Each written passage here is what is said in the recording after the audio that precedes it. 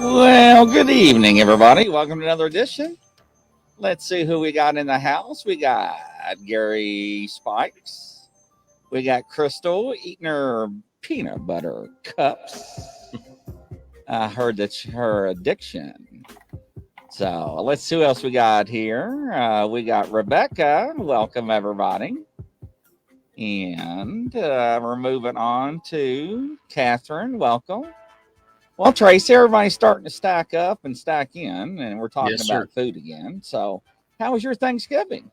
It was good. It was good. Ate too much as usual. Didn't get enough sleep, and that's about it. How about you? Oh, so interesting, right? So, I've been having a lot of activity. Oh, really? And yeah, it really spiked.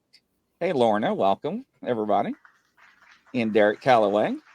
So I didn't think I had to do a cleansing in the studio. And what happened was, and this is my taking on it, I have all the dolls above my head, right? Yes, sir. And I have a thermal printer up there too to print shipping labels. So I had to grab a handful of them to move them out of the way to get to it because it wasn't printing right. Thermal printers do not use ink or cartridges or anything. It uses heat. That's why it's called a thermal printer. It never runs out of ink. So I got the alcohol out, not the drinking, the isotol alcohol, like they call it in UK, with Q-tips, cleaned it. It still didn't work. Well, I had a show, and I just threw them all back up there.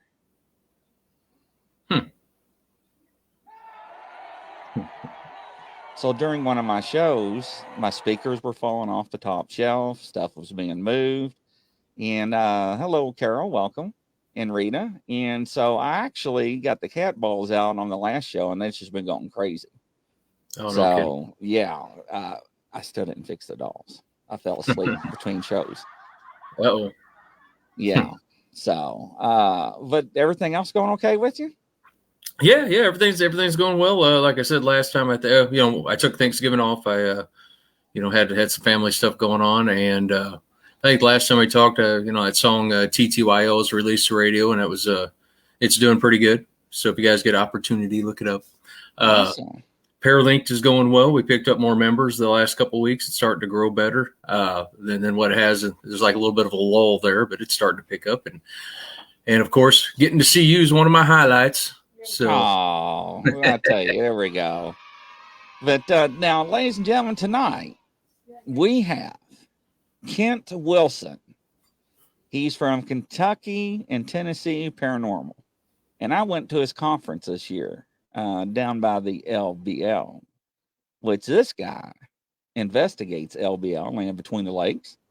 So I got to update the information on that. So let's bring him in. Kent Wilson, how you doing there, sir? Hello, Ken. I'm doing good. I'm glad to be here.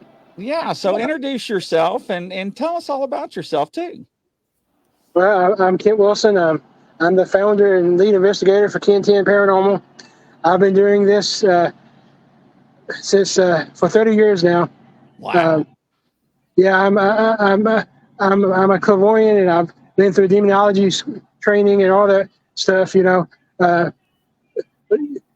We enjoy going to like the big places like Waverly and all those places, but really we do our favorite thing is when we get to go to somebody's house and help them get the answers that they need. I mean, that's really why we do it. So yeah, now for the people that don't know about you, you do specialize in residential and commercial properties, and also historic properties as well. Is that correct? Yes, that is correct. We stay busy. We do at least 2 investigations a month, and as we know, we're in the middle of the Bible Belt. So some people think just because we're paranormal investigators that we're worshiping the devil. So right. so if we don't have a house to investigate, we're going to go somewhere. Last month we just did 2 properties that were built before in the 1800s. With lots of history. So yeah, we're going to stay busy. Well, that's awesome. So what area do you cover? We cover. We're based in Western Kentucky, but we have 18 members in our group when we're full strength. So we have members from all the way from Hopkinsville, Kentucky, to Princeton, Kentucky, from Princeton, Kentucky to Metropolis, Illinois. So we do Western Kentucky. We do all of Kentucky, all of Tennessee, Southeast Missouri, Southern Illinois. I got a call the other day from somebody in Washington, D.C. wanting us to come to an asylum. So we'll probably do that. So, Wow. Wherever we need it, we'll go. Wow, that is awesome. Yeah, that's cool. Yeah. Go ahead, Tracy. No, that's awesome that you're getting a call from that far away, right? I know you're in Kentucky, so it's not as far as like, California to you or whatever, but that's awesome that your name's out there and people have that much respect for you. Yeah. I take pride in our name. I had to take a year and a half off because I had brain surgery. And so we've been a team for a year and a half now. And so, we wanted to get our reputation back out there, and I have to say it is. We hear from people that they're like Kelly Schaefer recommended you, or Gavin Kelly recommended you, or so my reputation, our reputation is getting back out there. So that's what it's all about. That's awesome. That's awesome. So, And we don't we're a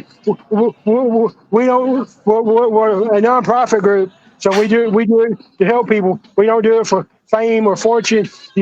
So we're not like I posted the other day. We're not as seen on TV. We're investigators, not actors. he absolutely on that.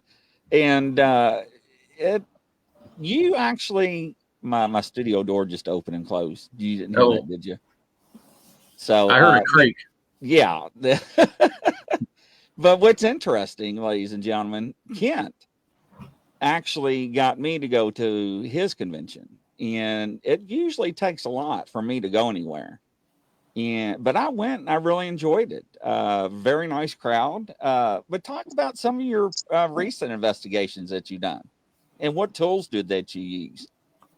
Well, we one thing that makes us unique that I take pride in is we combine the old school with the new scientific. So like I said, I'm a clairvoyant, and we got you met Tiff at the Paracon. She's a clairvoyant, so we got two clairvoyants on the team. So we use the old tools like like the dorsing rods and all that stuff.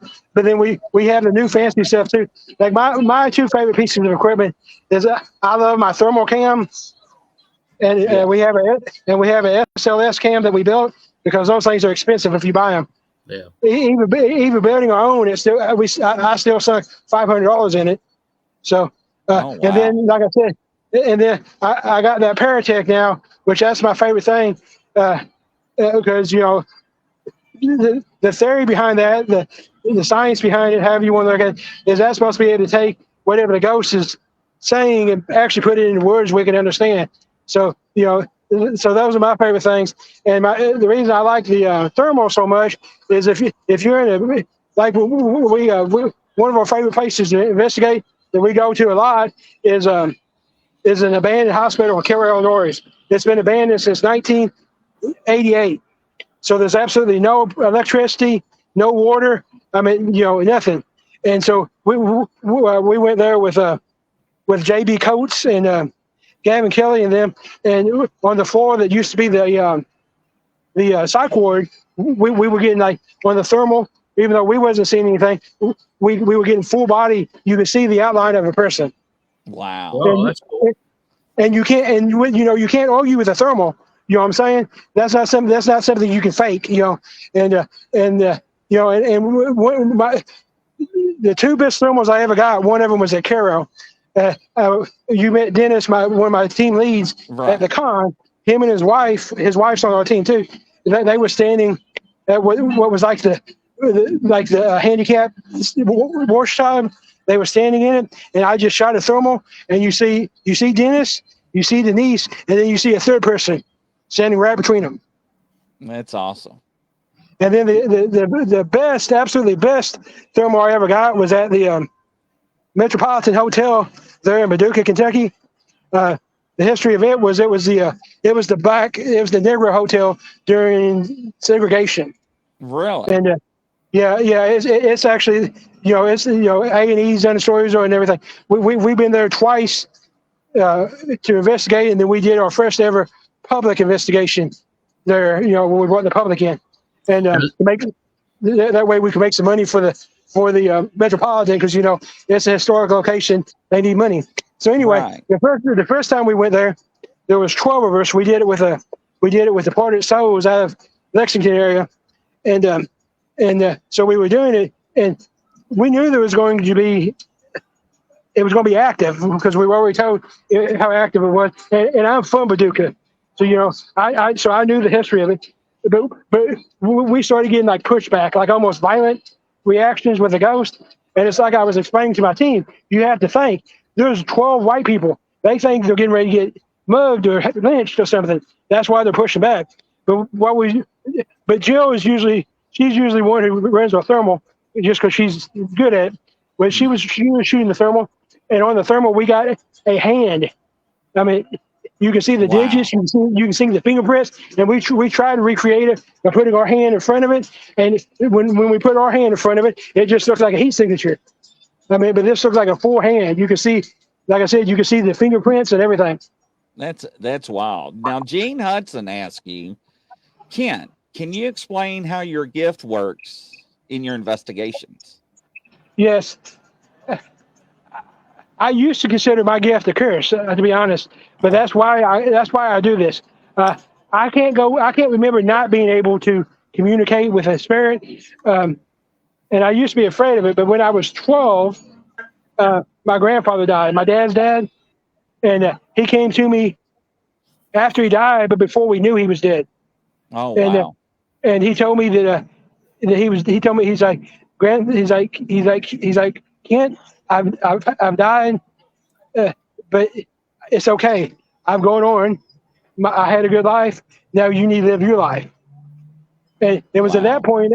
It was at that point I decided that I either had to spend the rest of my life being afraid or intimidated by my gift, or I had to learn to use it. So that's what I did. And like in investigations, like if we're doing a house investigation, what we do, we have a 3-step thing. Well, we do a phone interview first, and that's always done by me. And then after the phone interview, we do a in-person interview, and that's done with me and two of the team leads. We got 3 team leads. Like I said, we have 18 members in our group, so I need help. So we have 3 leads. So when we do a home visit, it's me and 2 of the leads, and then we have a form that they have, questions we ask them, and we fill it out to find out exactly what kind of activity they're having, so forth and so on. And then they have to sign it, giving us permission to be there. That's And a very professional way to do it. So yeah, I like yeah. that. And Now, we are officially licensed and bonded now. That's a new thing coming up apparently in Tennessee. A lot of the historical places we're going to require the paranormal teams to be insured or they have to have staff in there with you. right. So, Yeah. so, I noticed a so lot of people, especially out of the country, went to that. Now, let me ask you something. Number one, I know you was in the service, so thank you for your service. Thank you. it was an honor. And now, with your injury in the service, I'll let you talk about that. Did that open up any paranormal doors or help you with your abilities? And can you It, describe that? it actually intensified my ability because I mean, honestly, anytime they mess with your brain, it's either it's going to help you or mess you up one way or the other. But yeah, it actually made me more like it used to. I could sense them, but I really couldn't communicate with them. I don't know if it was I couldn't or I didn't. I hadn't learned to maybe, and now I've learned to if they want to communicate with me, I can communicate with them. I've been told by people who's been mediums and stuff longer than me that I'm actually a medium, but I stick with the clairvoyant because where I draw the line is I'm not going to let a spirit enter me because Right. I don't know if I have the ability or the strength to get them out. I mean, What I'll talk what to them all day, but I'm not going to. You're going to stay over there, and I'll stay over here, and we'll talk. and what type of injury did you sustain? It was I I dislocated my C4 and C5 vertebrae, and then during the procedure, during all the CAT scans and all that stuff, they found out I had what's called a Chiari malformation, which means your spine and your spine and your skull is supposed to have separation. With Chiari, you don't, so your brain fluid don't flow. I So got you. so so it affects. So it has 300 known symptoms, and it affects every nerve in your body. And there's no cure for it. Uh, the brain surgery, I hope it slows down the progression of it. Right. So, Right. Yeah, because a lot of people say that with that sort of trauma that it unlocks more doors and it gets, like you said, more intensified or intensifies, right? When I walk So, into a place now, I can feel whether. I mean, obviously, I can feel if there's something there, but I can feel whether it's going to be a bad omen or a good omen almost as soon as we got in. Like we did a home visit at an undisclosed place in Paducah, but it was like in the nice subdivision. I'm talking about the house probably wasn't 15 years old. You know, this is a place that you would say, oh, there's no haunting there. You know what I'm saying? There's no right. history. The house is new, nice neighborhood. But we get there, and as soon as I walk in, I'm like, there's something bad here. And we did a 10-hour investigation that night there, and what we come to find out is, and then we racked it up with research through the clerk's office that housing development was built on a Cherokee burial ground, Oh, wow. and so that's where all the energy was coming from. Yeah, and for whatever reason, I'm guessing, and like I said, it's intensified since the surgery. But if we're somewhere and it's violent, I'm the one that gets attacked. We went to the Anderson Hotel this year, which the Anderson Hotel had been shut down for 4 years because of how violent it was, and their reputation or their tagline to get you to go was "All Go Spike." Well, I've been doing this a long time, and I've been pushed, I've been scratched, but I've never been bit Wow. until then. And I actually did get bit. I actually tattooed where I got bit on my leg, but it didn't really feel like a bite. I mean, I got like what looks like a teeth marks on my leg, but it felt like a Indian burn. You're like a really good Indian burn on my leg. Right. But that's a place. That's one of those locations where they asked for it to be haunted. Like there was 4 verified suicides, deaths at the hotel. It was a transit hotel. We're not talking about like the Hilton. You know, we're talking about like a transit, no-till, motel, type thing. And there was probably more deaths and suicide, but there was 4 that could verify by records and with a coroner. One was there was this girl that was 19 or 20, and she traveled all the way from Michigan to this hotel, and she was looking for something. So she wrote with crayon. She drew pictures and wrote Bible verses, and they're all still hanging on the wall in the room. And then she cut her wrist. They cut her. She cut her wrist, and that's how she killed herself. It's by slicing her wrist, and the bloodstained mattress is still there. Huh. Wow. The place that I had my encounter was there was a bathtub. You know, it's the old-fashioned porcelain one with the gold legs. You know, and there was a mother that she was 36, and her husband and kids just got killed, and she came to the hotel with the purpose to in it, and she sliced her wrist in the bathtub, and they left the bathtub bloodstained. And then the third one was there was this guy that lived at the hotel, and he was an alcoholic, and he ran prostitutes in and out of the hotel. And all of his liquor bottles, and he hung himself in the closet of the room. All of his liquor bottles are still in there, and then they encourage people when they come to bring a liquor bottle for him. And so they want it to be haunted. They want it to be violent. You know, it's not one of those places where you go to where they're like, we want your help. No, they want it to be violent. You know. Wow. Where is that hotel located at? Lawrenceburg, Kentucky. We're going to go back there in March. Wow. You want to go with us, Chris? Yeah. So you go down, like we talked about, land between the lakes, the LBL. Yes. So let's take us down that area. So you know what I look for out in the woods and yes, trace. We yes. talked about it during the conference, and everybody's like, "What?" Yeah, But, and we know me, you and Dennis. This spring we're gonna go do some dog man investigating. Yeah, ladies and gentlemen, he actually conjured me to go to the LBL this spring. So I'm going to look like Rambo when I get out in the woods. The LBL is an interesting place. First of all, you have to just think of the concept. That was all little communities, and the government just decided, hey, we're going to kick all these people off their land and build 2 lakes and make it into a vacation spot. Yes. The Kentucky Lake is actually over a cemetery. Yes.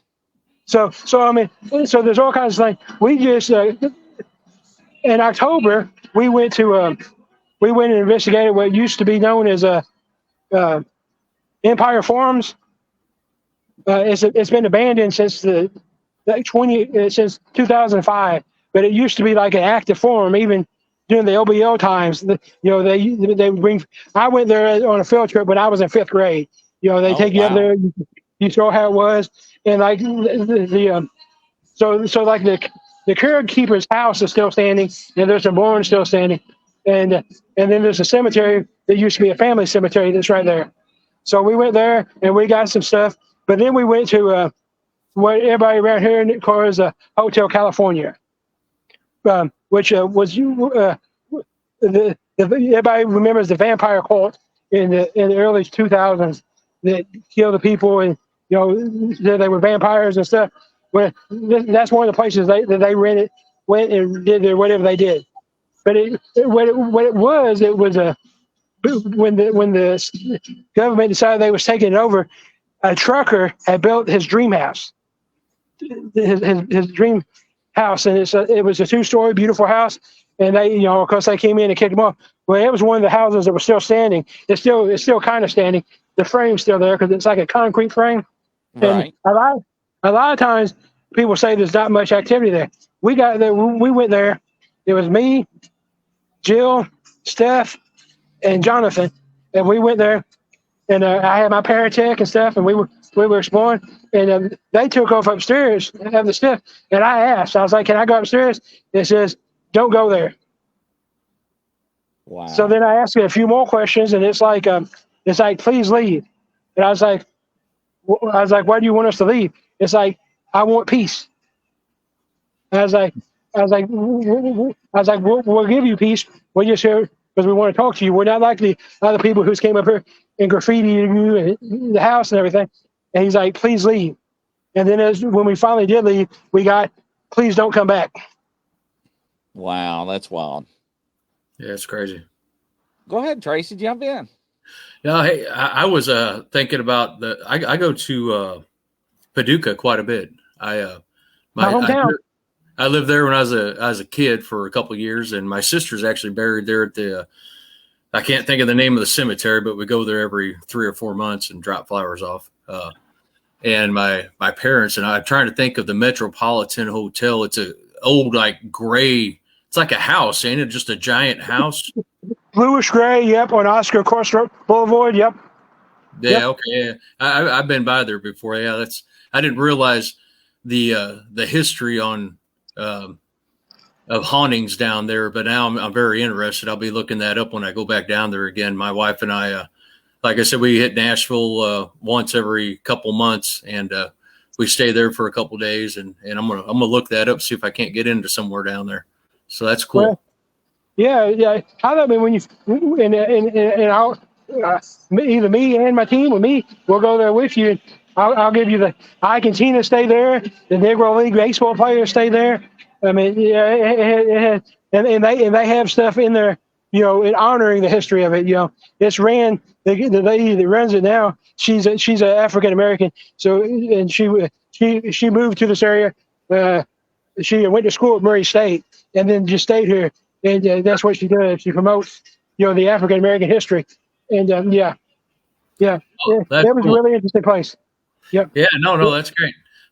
When you've done a lot of places, you've been, like you said, you've been in this for a long time. What's one of the spots with all the places you've done that just scared you completely scared you straight almost, if you don't mind? Well, as far as like famous places, I would used to say Waverly, but I've been to Waverly 3 times, and it's changed. When I first went there, it was in 1996, and it was still private property. we had permission to investigate it. I was with a team out of Indiana at that time. We had permission, but we had to actually cut the chain off the gate. And when we went there that time, I made all kinds of activity, and I'm talking about like you could tell they didn't want us there. And now it's been turned almost into like a tourist attraction. So last time I went, I still got activity, but it wasn't the same. So honestly, the only place I've ever been scared was it was in Indiana too. It was at a home visit, kind of a home visit. This guy had killed his wife and kids, and then murder suicide thing. And it had only been like a month. It had been 6 weeks, and the family decided they wanted us to go see if there was something going on at the house. Well, that was still too fresh. Was the main problem. I mean, because there was. I don't know if you're saying there was a portal there, but there was something. It was like down. It was kind of like you was going into a Stephen King movie because you went down this long gravel road, and you have to think this was the 1999. So, you didn't go down very many gravel roads, but you went down the gravel road, and right diagonal from the house was a cemetery from the 1800s. And so we get in there, and it was like we were being pushed out as soon as we got in there, being like attacked. Yeah, we left there without actually being able to help that family. We helped them. We gave them answers that there was something there, something that they didn't want to mess with. But we did the sage thing and the holy water. But I still don't think we did much to that. And I didn't want to go back. I mean, if they called me and said, please go back, I probably would. Because like I said, I do this to help people. But it was a place I definitely wouldn't particularly want to go back to. Did you think there's maybe some demonology going on there, or? There was of all the places I've ever been, that would be the one that I would say, if I was going to say any was demonic, that would be the place I would say has some demonic energy. Definitely some evil. And like and once we pulled up the carpet from the living room, and there was a pentagon underneath the carpet. So I don't know if it was the husband that was worshiping stuff he shouldn't be worshiping, or if it was a family prior to them buying it. But there was stuff going on there. I don't know about you, Grizz, but if I see a pentagon on the floor, I'm just turning around and leaving. Well, we actually work closely with a group out of Paris, Tennessee, and their thing is they won't go on any investigation where they think they might run into a bad spirit or anything demonic. I'm like, we're paranormal investigators. There's a chance you're going to run into that.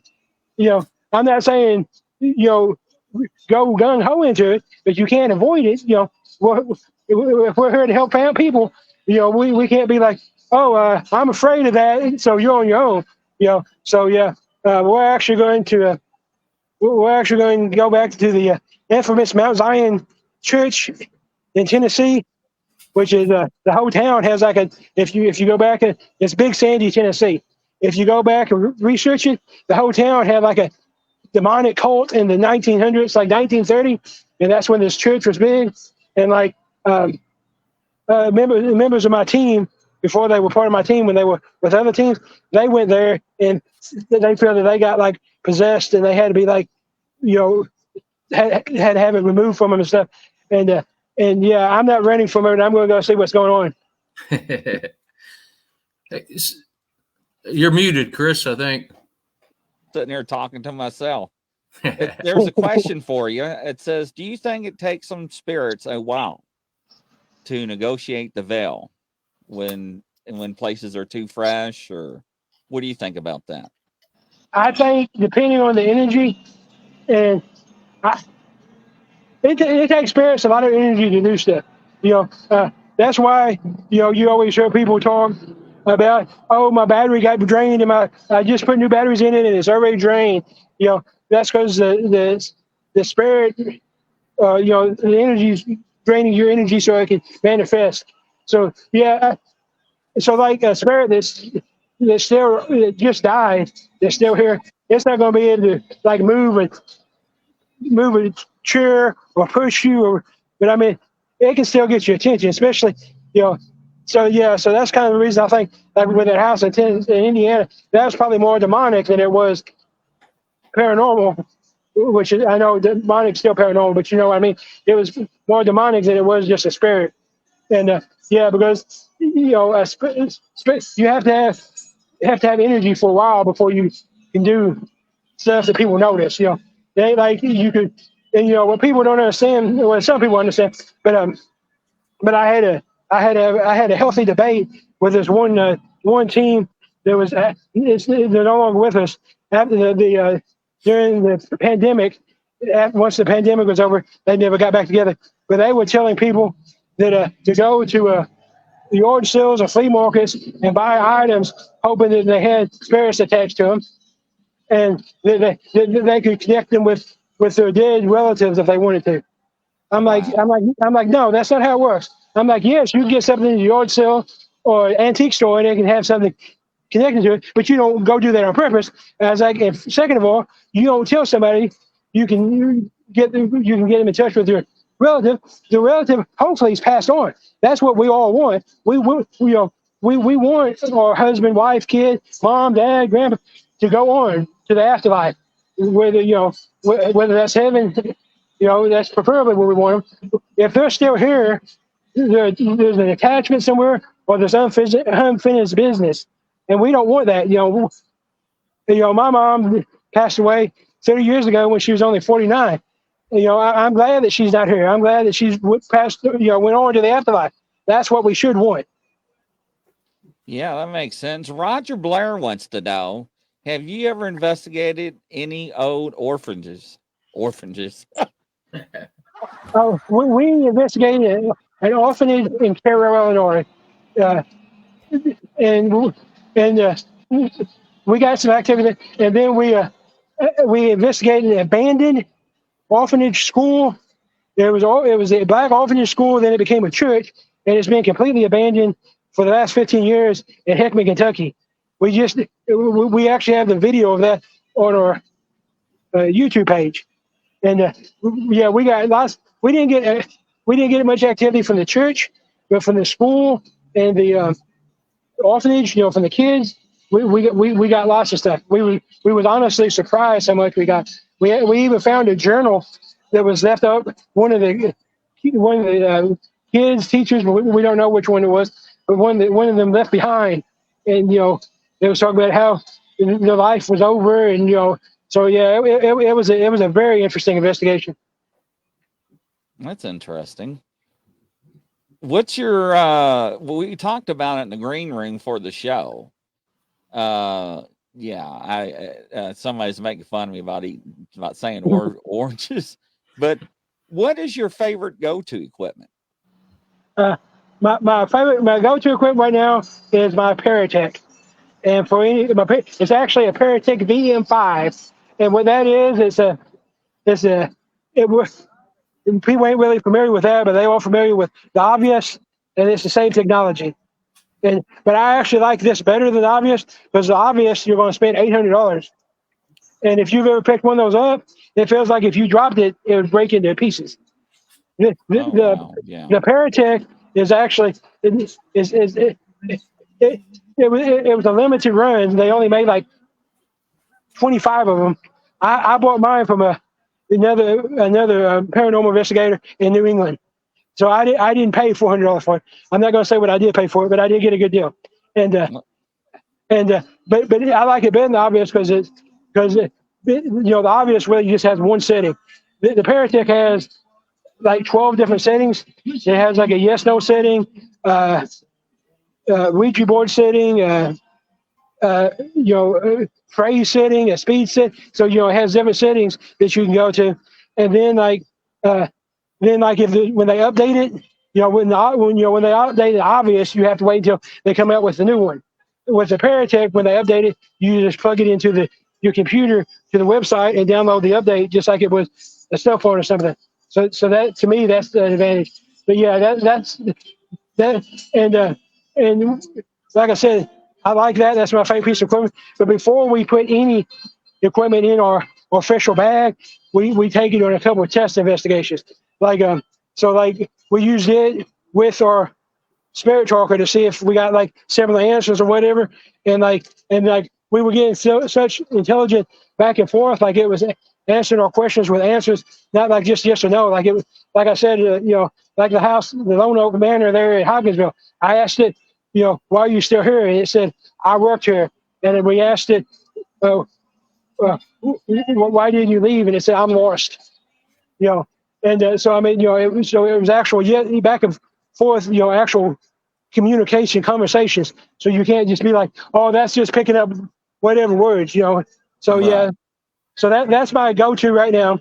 And then my second favorite is my thermal cam, because I got such, because you can't fake the thermal cam no matter what you are. You either get a heat signature or you don't.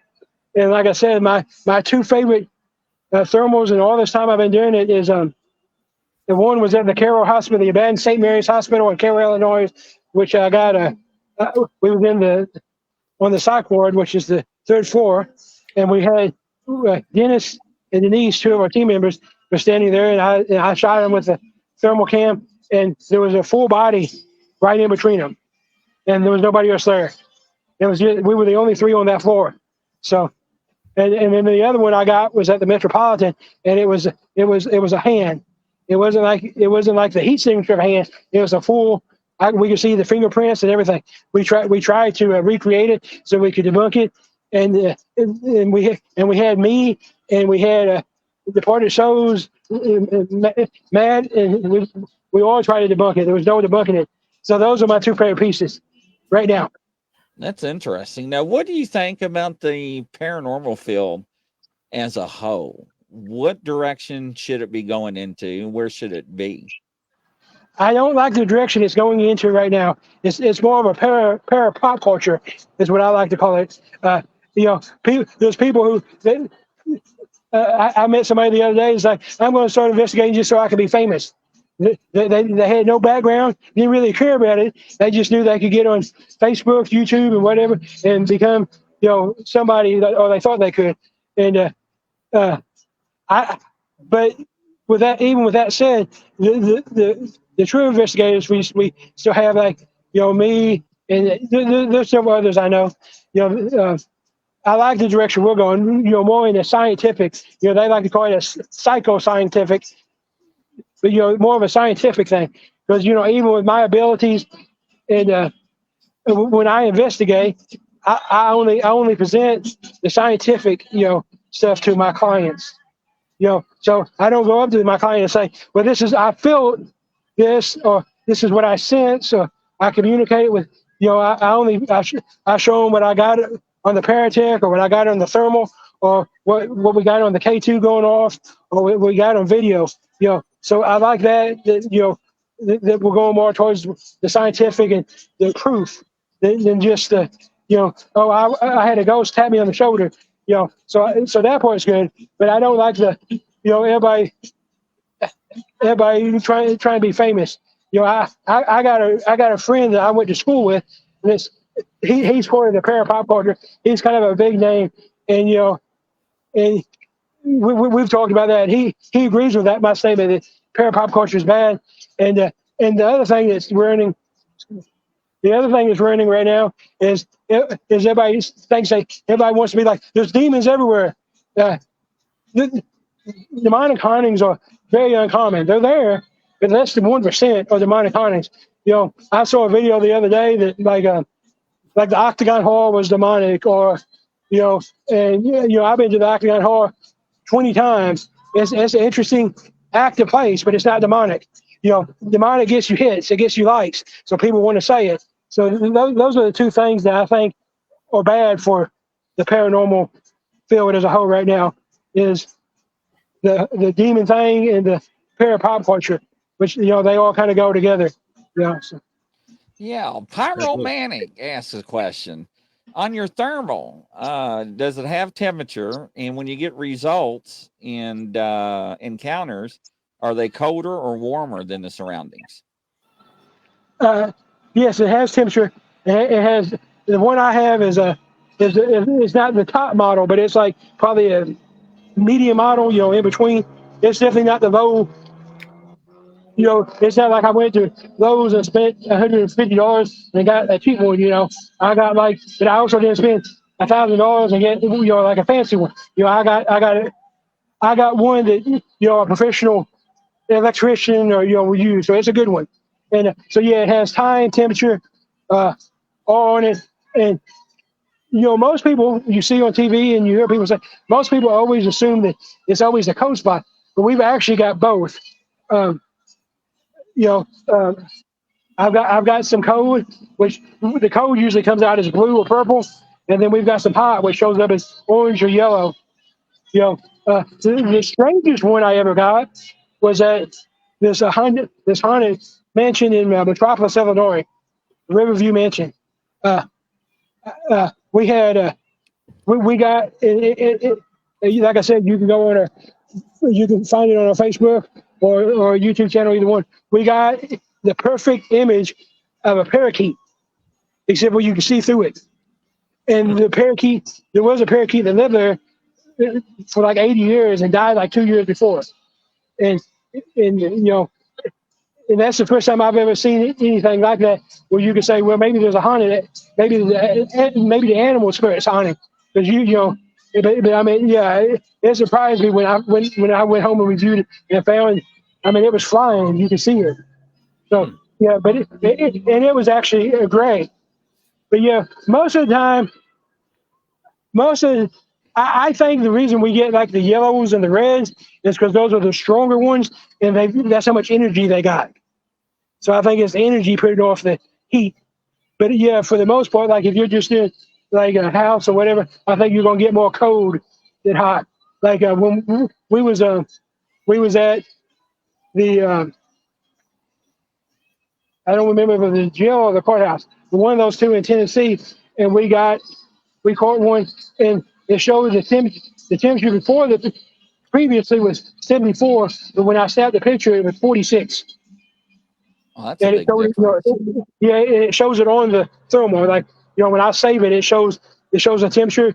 It shows the range of temperature, high and low, during that picture.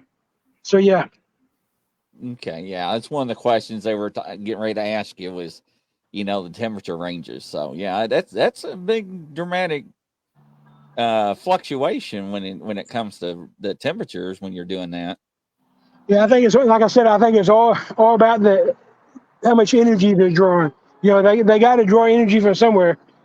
So and that's one thing. One thing I warned, like I said, we've had 3 new members, but one of the guys is new.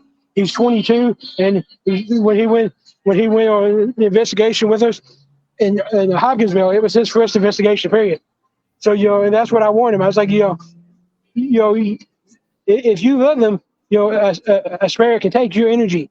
So you have to tell them no, or because they can drain your energy, because they'll take your phone, your whatever they can get from energy from, because hopefully, that's what we want. We want them to take the energy so they can communicate with us. We always 2 things that we always do at every investigation is before we go in, we pray as a team for safety, and and ask that the spirits feel comfortable with us to communicate.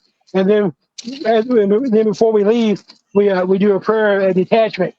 We tell the spirits that they can't go with us, they can't go with our equipment, they can't go with our vehicles. They need to go wherever they're supposed to be, whether it's heaven, hell, back with the building, whatever. But those are 2 things. Those are 2 hardcore things. Whenever we have a new member show up, we before they're even allowed to be a trainee with us, they have to go through orientation, and so we sit with them usually at Wendy's, and we go over orientation, which tells them about we want them to know what they're getting into, because some people might see ghost hunters or whatever and be like, oh, I want to be like Taps. It's not like it is on TV. Right. Have you been involved with anything that had not a person attachment, but say an object that had any attachments on it, or you know anybody like that has been through that? Yeah, when we did a bed and breakfast in Poplar Bluff, Missouri, and everybody kept trying to say this the place couldn't be haunted because there was no history, no verifiable history. Nobody knew the history of it. But we get there and there's this door, and I don't know what the deal was with this door. I know it came from New York. It came from New York in the early 1900s, and it's always been in this rocking chair. When we get there, and my whole team is like, I'm not having anything to do with that door. And I was like, well, we can't be afraid of the door. So I actually I did a EVP session with the door myself because nobody else would. And there was we got more thermal and EVP off that door than we did anything else in the house. We actually, it was setting off. I got a geophone. You guys know what a geophone is? No, inform us. Okay, a geophone is a piece of equipment. It's kind of like a REM pod. We know what a REM pod is, right? Right. Yes, sir. Okay, so it's like a REM pod, but it's designed to pick up footprints. So it's footsteps, but it's almost impossible to set off. I mean, when I set this thing on the ground, I can jump up and down, and it still won't go off. But while I was talking to this door, the REM pod was going off, the geophone was going off. My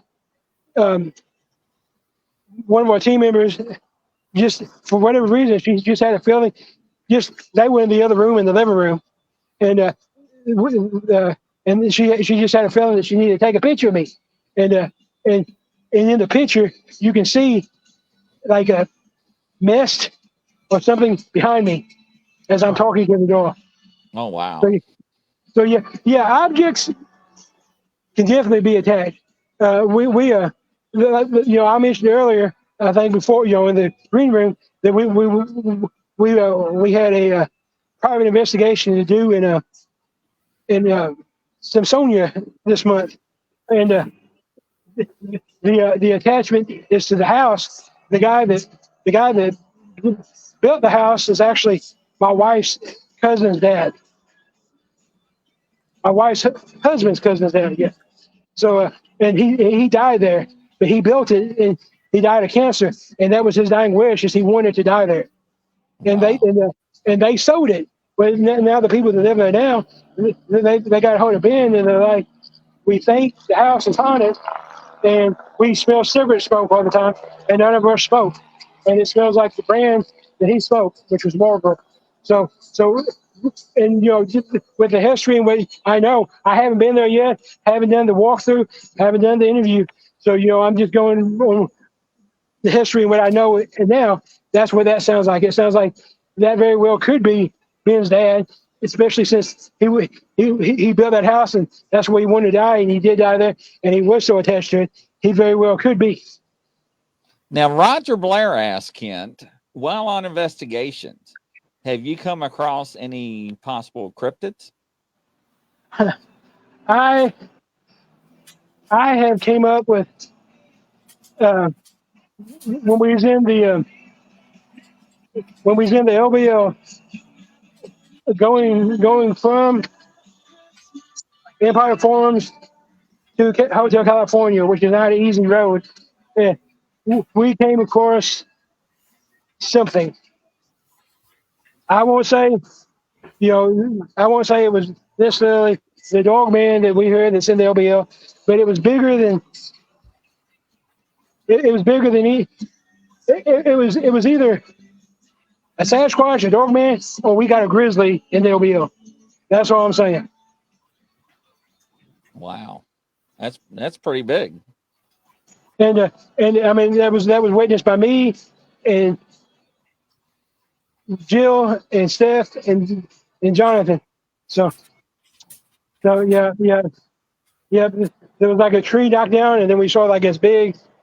I would say it was probably at least 6'4", at least, just take off down through the opening.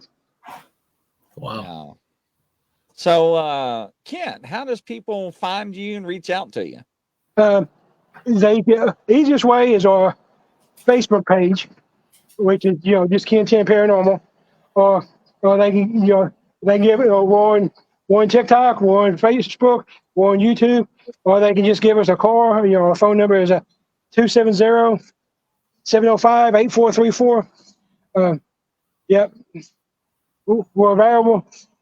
We're available all the time. Now, if they call and somebody don't answer right away, that's actually my home phone number. So if you call at 11 o'clock at night, I ain't gonna get mad at you, but I might be in bed. Yeah, no kidding. Tracy, you have any other questions for him? No, I'm actually joining this page right now. No, I just joined your page, Ken. So, now I'm kind of interested. You said earlier that you built the SLS camera that you guys have. Just real quick, what are your thoughts on that type of technology? What have you experienced? Okay, I think SLS is a useful technology, but it's also one of the easiest to be debunked because anything, the science behind the SLS is, well, the reason the way they're built is most of them are through the Xbox Connect thing, and that was discovered because even though the Connect sucked as a game system, people would notice that while they were playing online, that they started saying new member. So it was picking up stuff. So that's why it became a go-to. But the whole theory, SLS can give you a starting point, but it's the theory science behind it is it picks up human figures that we don't see. But that's also its issue. Anything that looks somewhat like a human figure, it's going to pick up. I've seen it pick up clothes hanging in a closet. I've seen it pick up piles of dirty clothes. Yep. I've seen it pick up a fence post. So that's one of those things when I'm reviewing the evidence from an investigation, the SLL is one of the things that I focus on a lot, and I don't ever post anything that I can't debunk. If I can debunk it, it don't get posted. Agreed. I know what you're saying. Well, I will end with this. And a lot of people question the SLS camera, right? But as we have this technology laid in front of us, in these car manufacturers that are driverless uses LiDAR and other types of sensitive equipment to pick up pedestrians. Have you noticed people posting videos as they're driving by cemeteries in parks that's picking up people that are not there? Yeah, I mean, like I said, it's definitely good technology and it's definitely useful. But that's, like I tell everybody, when you go into investigation, you have to go in with a mindset of debunking it. So if you see SLS, look at the whole situation. Make sure that there's not a fence post there or whatever. We got SLS at the Camp Boulevard Cemetery, which was during the Civil War. It was a Civil War basic training camp. 300 soldiers died there before they even got deployed of measles, flu, whatever. So it's a very active place. And while we were investigating it, in the SLS, we got two stick figures, human stick figures. They looked like they were dancing, marching, whatever, but they were in the open field behind the cemetery. I mean, you can't really debunk that. There's something there. Right. Well, kind sir, I tell you what, thank you so much. It's been a pleasure. I enjoyed it. Thanks for having me, and we'll see you at the LBL in a few months. Yes, ladies and gentlemen, that's going to be an interesting show that we're going to do. So I'm going to go ahead and take the leap on that. What do you think, Tracy? I think you should. Definitely. I'll definitely reach out to you next time I go down to Paducah. Give you a heads up. Well, thank you, kind sir. You have a great evening from coast to coast. We'll see you at 9 o'clock, ladies and gentlemen. Bye-bye.